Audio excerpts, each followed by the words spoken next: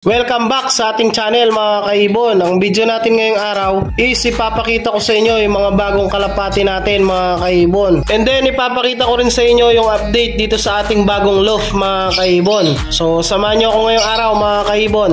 Tara!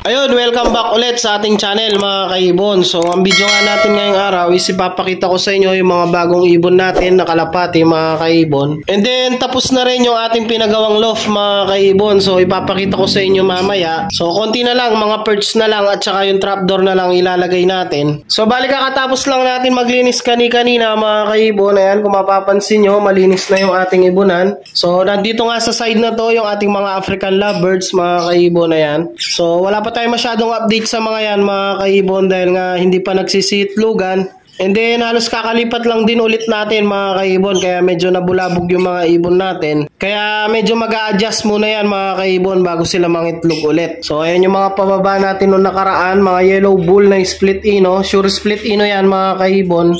And then ito naman yung ating kakatail na follow mga kaibon, back to back follow.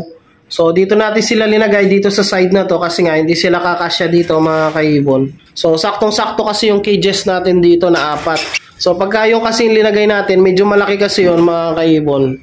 So hindi siya sasakto dito kaya doon na lang natin nilagay. So ayan, bali papakita ko na sa inyo yung pinagawa nating bagong loft mga kaibon. So ayan, pagpasok natin mga kaibon, mapapansin nyo yung ating trapdoor dyan. So hindi pa tapos yung trapdoor natin dyan mga kaibon dahil nga maglalagay pa tayo nung binili natin sa Shopee na trapdoor mga kaibon. So isasalpak na lang naman natin yon dahil nga nakasukat na yon mga kaibon. And then ito naman yung kanilang aviary viewing area mga kaibon. Ayan o.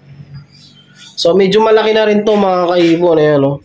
Medyo malawak na rin, kahit ilang ibon pwede na i-viewing dito mga kaibon. So parang yan na rin yung magiging aviary nila, yung viewing area nila mga kaibon. Ayan. Then dito naman sa side na to mga kaibon, itong side na to, dito tayo maglalagay ng box perch mga kaibon. And then syempre mga kaibon, meron tayong pinto dito. So nabubuksan natin yan para makalabas tayo mga kaibon dahil nga nagpagawa tayong tungtungan sa labas. Ayan. So para nakakalabas tayo mga kaibon, ayan, pagka nagpapalow fly tayo. So hindi pa masyado malinis yung baba, lilinisan na lang yung bubong mga kaibon and then yung mga excess na pinaggamitan. So lilinisin na lang natin mga kaibon. So ito yung itsura niya sa labas mga kaibon. Ayan, lalabas tayo. So ito yung itsura niya mga kaibon. Ayan, oh. So pwede tayong tumungtong dito and then makikita agad natin yung mga ibon natin dito mga kaibon. Ayan, oh. So pagka naghihintay tayo, dito yung magandang pwesto natin mga kaibon. So diretso nating makikita agad yung mga alaga natin. Ayan. So ito nga yung trapdoor mga kaibon. And then ayan yung aviary nila. And then ito yung release mga kaibon. Meron siyang pinto dito. Ayan o. Pababa.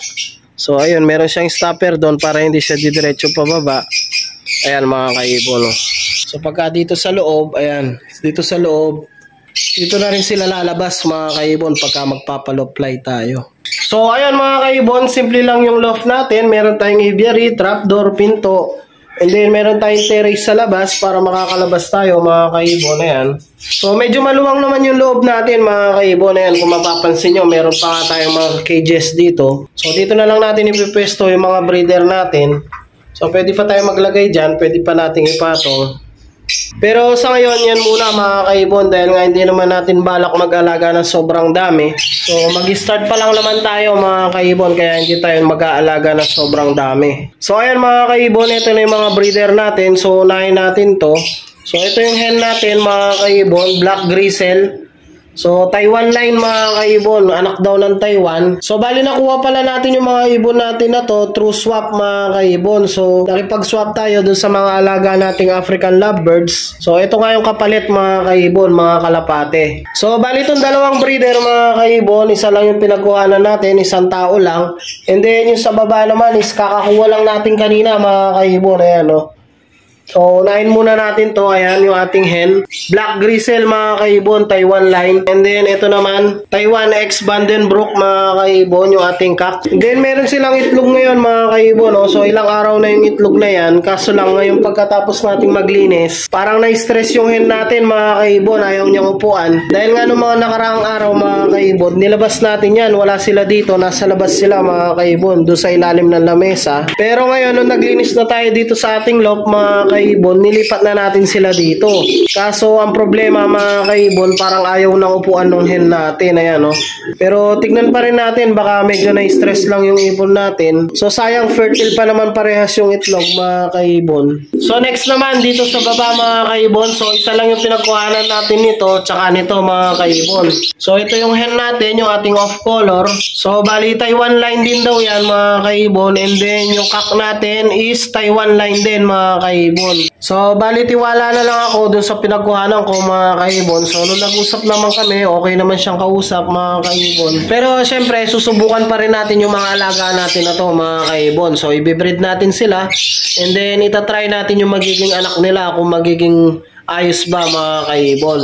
And then next, mga kaibon, yung kakukuha ko lang kanina, so halos magto 2 months pa lang to, so pwede natin subukan tong ilipad, mga kaibon. So i-viewing lang natin mga 3 weeks or 1 month na siguro, mga kaibon, bago natin pakawalan. So i-viewing muna natin na mabuti. So, bali ang parents daw nito, mga kaibon, yung cock is Koopman and then yung hen is Jansen, mga kaibon. So, magandang ibon din to, mga kaibon. Ayan, oh, namumulbos pa, mga kaibon. Napakalinis ng katawan. And then, good size din, mga kaibon. So, ito pa lang yung mga kalapati natin dito, mga kaibon. 6 na piraso. So, 2 breeder, mga kaibon. And then, yung 2 kakakuha lang natin kanina, mga kaibon. Ayan, oh. So, bali ang kulang na lang natin dito talaga, mga kaibon, yung ating box perch. And then, yung ating trapdoor, mga kaibon. And then, yung flooring na to, mga kaibon, lalagyan natin to ng screen. So, para hindi lulusot yung paa nila. Dahil medyo malaki yung butas na to, mga kaibon. Ayan, oh. So, all in all goods na yung ating loft, mga kaibon. So, update ko na lang kayo, mga kaibon, sa susunod pa nating video kung magkakaroon tayo ng bagong alaga. And then, yung mga pagbabago dito sa ating loft, mga kaibon. So, hanggang dito na lang muna yung ating video, mga kaibon. Huwag niyong kalilimutang mag-like, share, and subscribe. And i-click nyo na rin yung notification bell para updated kayo sa mga susunod pa nating videos. So, happy breeding sa inyo, mga kaibon. And ingat!